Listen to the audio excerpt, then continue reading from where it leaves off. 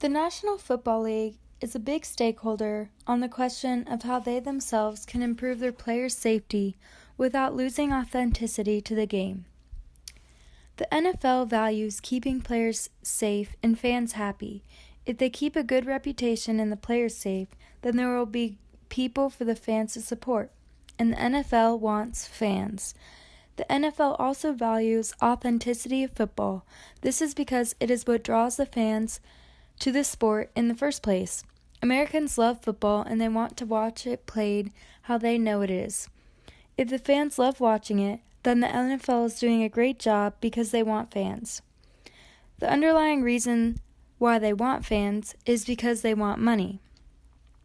With more fans, there's more money, and that is how the league is supported. This is why a fear that they have is to lose money.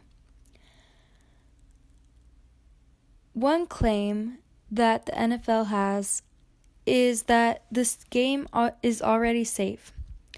They've already put rules into effect, such as changing practice schedules, increasing rest for players, strengthening concussion protocol, making safer helmets, etc., according to the National Football League. The competition committee gets input from more than a dozen NFL health and safety committees, subcommittees, and panels, as well as the NFL Players Association and Player Safety Advisory Panel on how to make these rules the way that they are to reduce head injuries. The NFL does this because they want to keep people happy. If they go through these protocols, then the fans and players will be happy, and the NFL will continue to have a good reputation, thus making money. Since they've already taken protocol to make the game safe, if they do any more, they will lose authenticity, which is the next claim. One source from ESPN 975 says that the game is too fast and physical to completely eliminate the elements of a helmet-to-helmet hit with some fines and penalties. This is basically saying that tackling is unfortunately a huge aspect to the game of football. Changing that is changing the sport in itself. It also says that football will decrease in popularity if it becomes too soft because the intensity and physicality of the sport is what draws its fans. Another claim is that the NFL is reluctant to change the game. Some evidence of this comes from a source in my annotated bibliography that says, for 15 years, the NFL denied any link between football and brain injury, or CTE. And then it talks about a case where they were being sued lots of money for players' injuries because they blamed it on the NFL. And so if the NFL admits to these harmful attributes of the sport, they will owe players who have been injured in the past lots of money, which is a huge value of the NFL, and they fear that. In conclusion, the National Football League believes that as more safety rules are added to the game, football will lose authenticity. And a big value of this stakeholder is gaining money. According to them, the safety regulations of the game are already in place, and that adding any more would not be good, although doctors have some contrasting values. I have invited Dr. Joseph Linscott to discuss brain injuries and the way he thinks the NFL can make the game safer. Doctors want players to perform at their highest abilities. This is important in today's sports because head injuries are becoming more and more common in professional athletes today. In what ways do you believe the NFL can make the game better? I think education is the most important aspect in improving the game of football at all levels. They need to be better in educating players and personnel in signs and symptoms of concussion. They need to be better at teaching people or players at increased self-reporting and in the medical diagnosing. Also, proper use of rules of the game, such as tackling. There needs to be improved education on heads-up tackling and possible rugby-style teaching of tackling, which takes the head out of the game and does not use the head as a weapon. Also, a rule change may include eliminating the kickoff and punt. These are high-impact plays, which include multiple hits and heavy hitting or hard impact hitting. Possibly preseason and during practice, there should be less hitting and less contact. Maybe during preseason games, no kickoff and punt, and just starting the ball to 20. Also, teams at all levels should incur stiffer penalties from the referees and from the league personnel. They should remove players from games if they are injuring others or themselves, and until they are taught the rules of the game and taking their head out of the game as a weapon. Also, teams need to be face stiffer violations if they are in violation of the rules. Medical staff policies have improved significantly over the past 10 to 15 years with increased knowledge of concussion data. The medical side of the ball and the athletic trainers continue to need to be diligent in recognizing injuries and treating them. Also, research in the NFL and at all levels, but mainly the NFL, there should be some use of electronic devices, possibly in helmets, to detect forces of hits, blood testing to detect concussions such as the tau protein, which is related to CTE, chronic traumatic encephalopathy. Also, equipment use and improvement of helmets. Also, looking at healing times after injuries of injured players should probably be longer than a week, maybe up to a month. Also, time between games may need to increase, and time between games for injured players should be increased as well. And possibly less games per season may need to be instituted in the future. Also, the NFL and football players at all levels need to have player development upon retirement from the game, and retirement from the game of football can add to depression and anxiety over loss of a career at any age, especially after the NFL. And these players have put so much time into their career, and once they retire, they need to have career assistance through the NFL to continue to motivate them into career advancement. How many football-related injuries do you see a year, and how does it compare to other sports? Injuries that are dealt with in football mainly include the knee, which is the most common injury, ankle, which is second, then leg injuries, then shoulder injuries, and then head injuries, which constitute about 7% of injuries. In the locker room, you'll see about twice as many injuries, but in my office of practice, I see about 10 injuries per month during a season of football and about 2 to 3 head injuries per season. And these are debilitating head injuries that take kids out of games. And this would probably equal injuries that I see versus all sports during a season. So football definitely has more injuries of all types. What type of impact does a head-to-head collision in football have on the brain?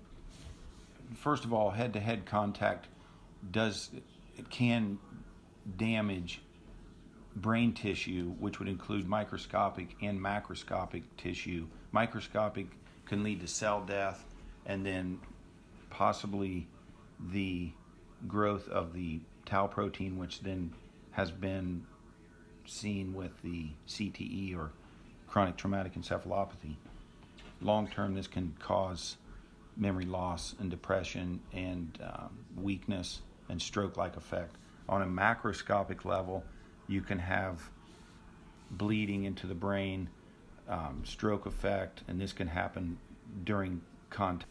Also, on a macroscopic injury, there can be blood vessel damage and tissue death, which can lead to strokes and change in behavior and mentation, which then ultimately can lead to loss of function mentally and physically, and cause psychological changes as well as cognitive changes.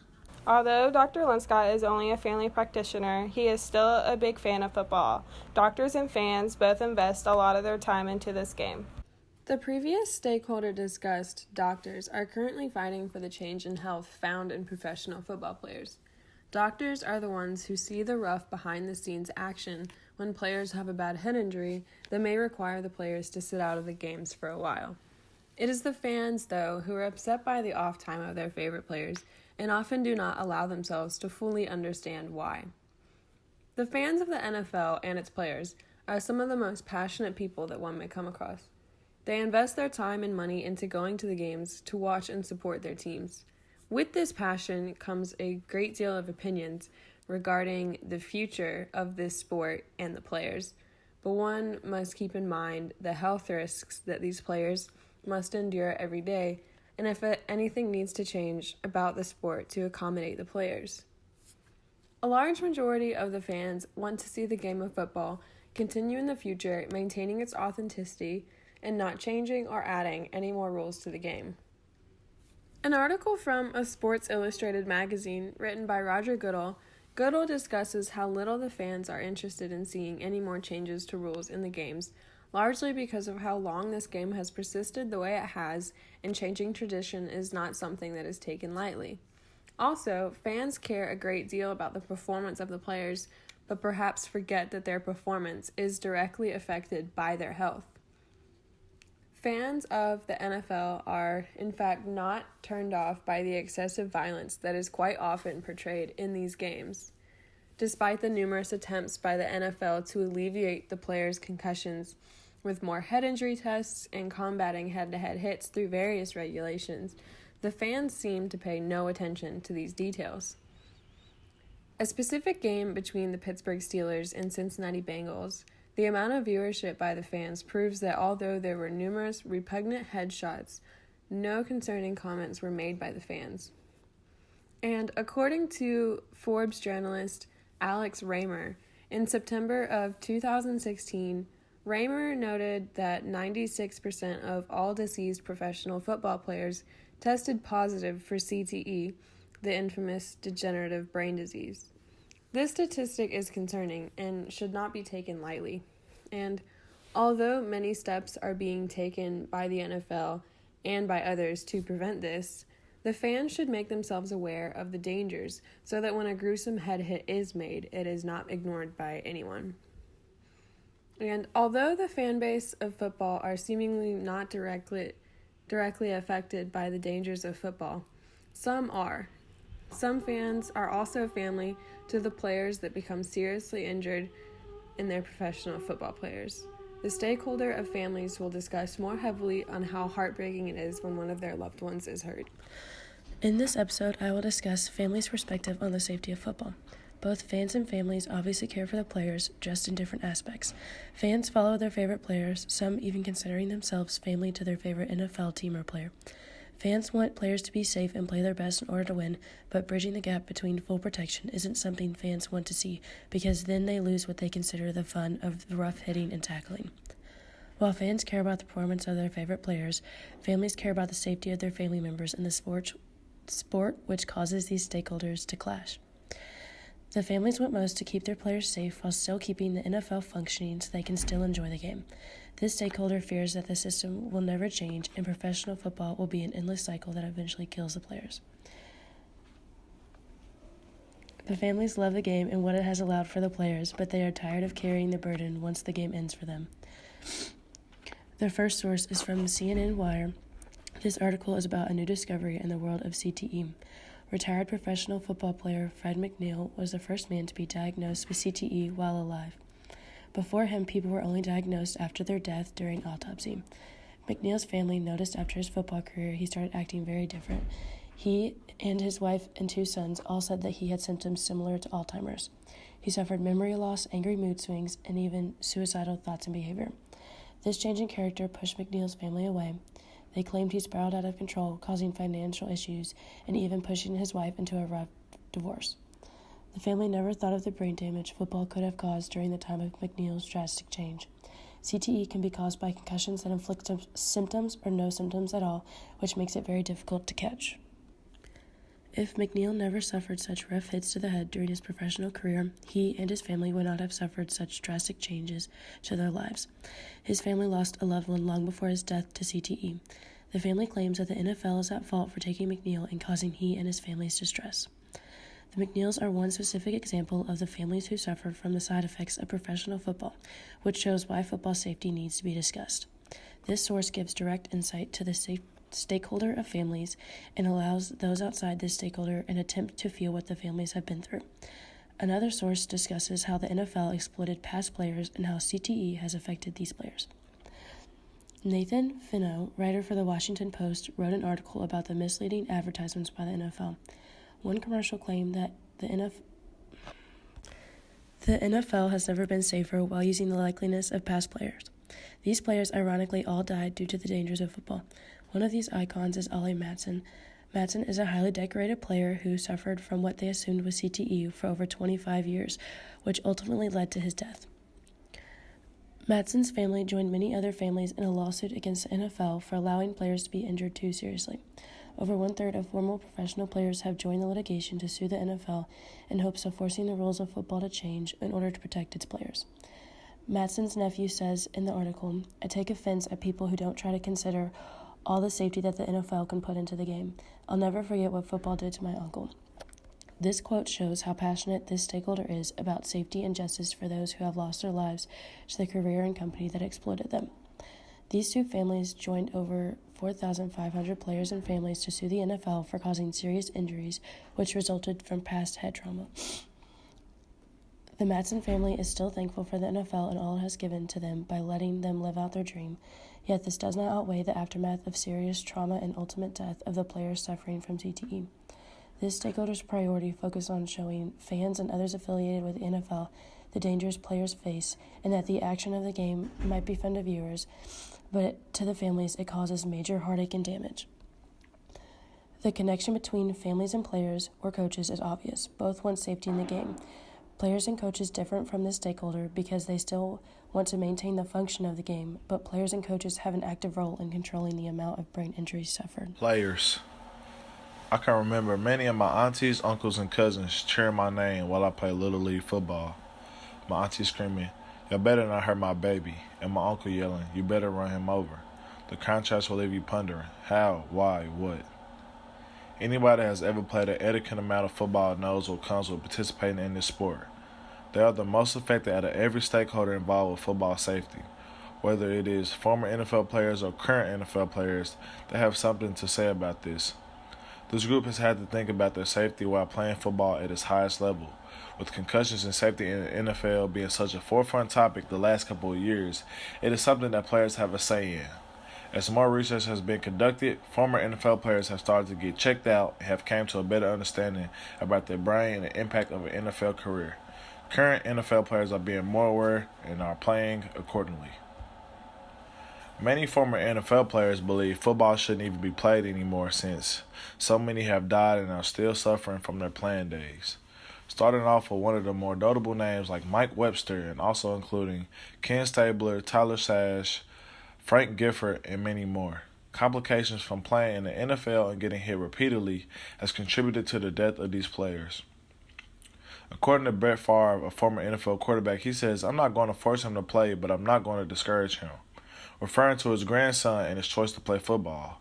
He's an advocate of the decease of football because of safety concerns. This is a comment stemming from Brett Favre's 20-year career in the NFL. He experienced it firsthand and more than often because quarterbacks take some of the most severe hits out of all positions on the field. Not only how severe the hits are, but how many times they get hit during games and practices are ridiculous.